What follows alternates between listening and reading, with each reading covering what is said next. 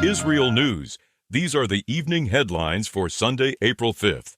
Prime Minister Benjamin Netanyahu says he spoke with President Donald Trump about the rescue of an American navigator from Iran, congratulating him on what he called a bold decision and a perfectly executed mission. Netanyahu says Trump thanked Israel for its assistance and says he is proud that Israel was able to help save an American serviceman. In Haifa, rescue operations are continuing at the site of a direct missile strike on a residential building.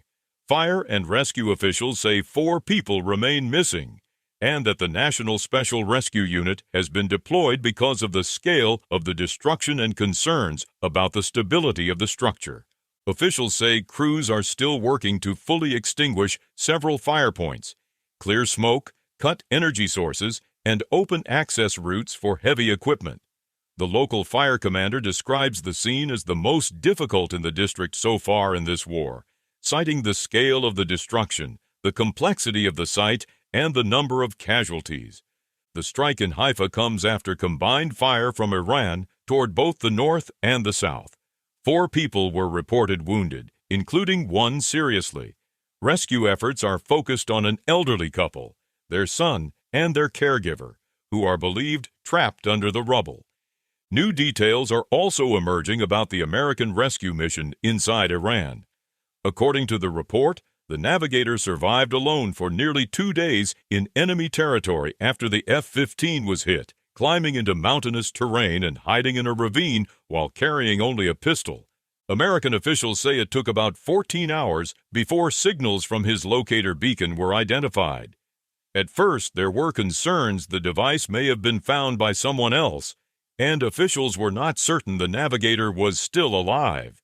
The report says the CIA then launched a deception effort, spreading a rumor inside Iran that the crewman had already been found and was being moved out by convoy. The goal was to mislead Iranian search teams and draw them away from the area where he was actually hiding. The eventual rescue operation involved about 100 special operations troops, including Navy SEAL Team 6, with additional forces on standby. American aircraft dropped heavy bombs around the mountainous area as the rescue team moved in, though the forces themselves reportedly did not exchange fire directly with the enemy.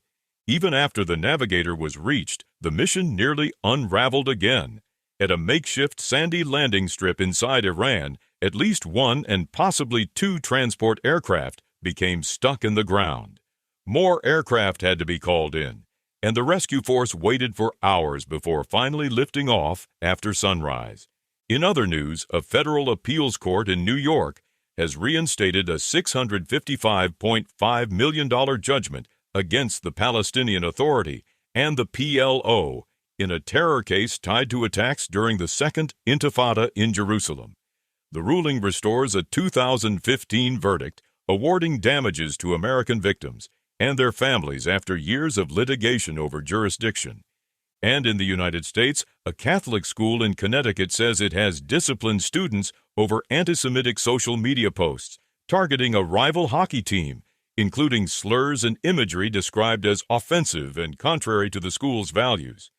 In Dallas, management at American Airlines Center says it is investigating a viral video that appears to show fans making a Nazi salute during a hockey game in December.